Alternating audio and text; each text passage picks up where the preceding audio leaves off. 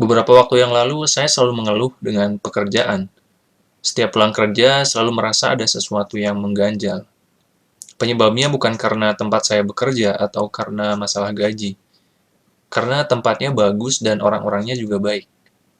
Setelah dipikir-pikir, penyebabnya karena sesuatu yang menyangkut kepuasan batin, makna, dan authenticity.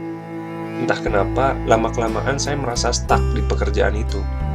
Saya merasa kehilangan tiga hal tadi, kepuasan batin, makna, dan authenticity. Yang paling sering dikeluhkan adalah authenticity. Ini bagian yang penting buat saya. Selama ini, saya kerja hanya demi dapat uang. Ya, memang wajar sih. Tapi lama-lama saya sadar, ternyata bukan itu yang bikin saya happy. Saya merasa perlu menjadi diri sendiri yang otentik. Setelah merenung dan menimbang-nimbang, saya pun resign dari pekerjaan itu. Ya, ini keputusan yang cukup berat. Tapi mau gimana lagi? Saya nggak mau terus-terusan bekerja hanya karena uang.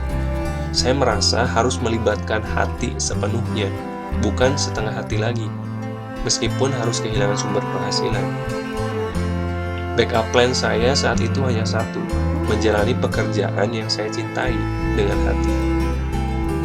Masalahnya, itu plan yang masih general, alias kurang spesifik. Akibatnya, berhari-hari saya memikirkan pekerjaan yang saya cintai itu, tapi hasilnya nihil. Saya belum menemukan pekerjaan yang cocok. Sebenarnya agak aneh juga sih, karena ketika yang lain mengejar gaji setinggi-tingginya, saya malah mengejar authenticity dan kepuasan batin sedalam-dalamnya. Kadang terlintas di pikiran, bodoh banget sih sampai resign segala. Orang tua juga agak kecewa dengan keputusan saya ini. Mereka mengharapkan saya tetap di pekerjaan itu, tapi saya kekeh dengan keputusan yang dibuat. Untungnya mereka nggak terlalu maksa sih. Berhari-hari saya hanya jadi pengangguran. Meskipun nggak nganggur banget sih, karena saya selalu iseng-iseng nulis atau bikin konten. Saya sempat kepikiran buat jadiin konten sebagai pekerjaan yang serius. Tapi kayaknya berat juga. Saya belum benar-benar yakin. Di samping itu, orang tua dan saudara merasa prihatin dan beberapa kali menawarkan info lowongan kerja yang mungkin bisa saya coba. Tapi, saya menolak tawaran-tawaran itu, karena itu bukan pekerjaan yang saya sukai. Kalau saya coba, ujung-ujungnya kerja setengah hati lagi. Saya terus menunggu. Tanpa sadar, uang di dompet terus menipis, dan akhirnya habis tak bersisa. Di kondisi itu, saya nggak tahu mau dapat uang dari mana. Minta ke orang tua pun rasanya malu. Udah bukan usianya lagi buat minta uang ke ortu. Apalagi ortu udah pensiun. Sial, berhari-hari tanpa uang sepeser pun ternyata nggak enak. Nggak bisa ngapa-ngapain. Saya mulai memikirkan lagi backup plan tadi. Lalu tiba-tiba muncul pertanyaan, sebenarnya pekerjaan seperti apa sih yang saya cintai itu? Aha, saya seperti dapat insight. Saya harus ngambil keputusan. Pertanyaan itu mengantarkan saya ke pekerjaan iseng yang saya lakukan, yaitu nulis atau bikin konten. Sejujurnya, saya suka dan senang bikin konten. Saya melakukannya dengan sepenuh hati. Kayaknya pekerjaan menjadi kreator ini mesti diseriusin. Saya mulai bersyukur ketika konten video saya ada yang nonton. Rasanya senang aja. Ada rasa bahagia yang susah dijelasin. Kebahagiaan yang memenuhi hati.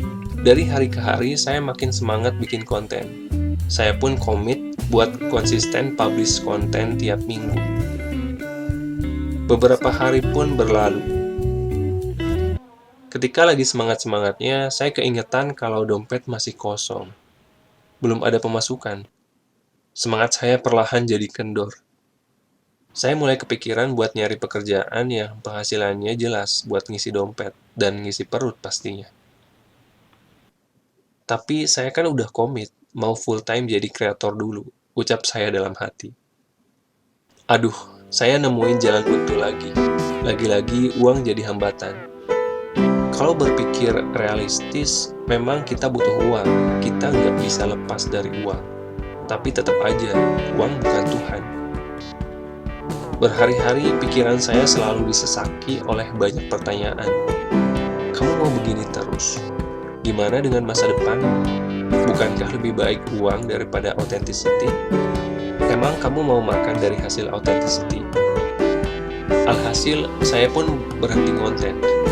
Saya berhibernasi beberapa minggu, hiatus dari perkontenan. Singkat cerita, suatu saat saya nonton salah satu podcast, di mana bintang tamunya adalah Raditya Dika. Saya nonton video itu dengan serius, karena sejak kuliah saya memang mengidolakan sosok Raditya Dika. Selain itu, saya juga merasa ada kemiripan dengannya. Saya pikir dia cocok jadi role model dalam berkarya. Radit sempat bilang, Dia bilang, kan gue waktu itu bingung mau milih jurusan apa kuliah. Dia bilang, do what you do best, lakuin apa yang kamu suka, yang terbaik. Nanti money will follow, uang akan muncul dengan sendirinya. Kayaknya gara-gara gue gak mikirin soal duit, kayaknya.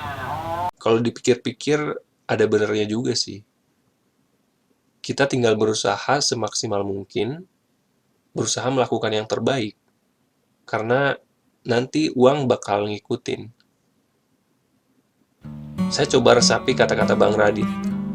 Lalu saya mengambil langkah berani buat bikin konten lagi. Saya memilihnya dengan hati. Saya putuskan buat menikmati hidup tanpa penghasilan. Ya, sementara waktu. Minimal bisa makan dulu, sembari terus berkarya, sampai karya saya bisa menghasilkan buah yang manis dan lezat.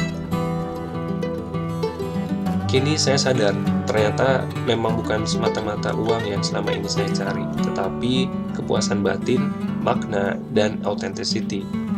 Saya mulai ngonten dengan hati. Gak apa-apa hidup sederhana dulu. Yang penting batin saya bahagia. Bahagia karena bisa berbagi dan bantuin banyak orang melalui konten.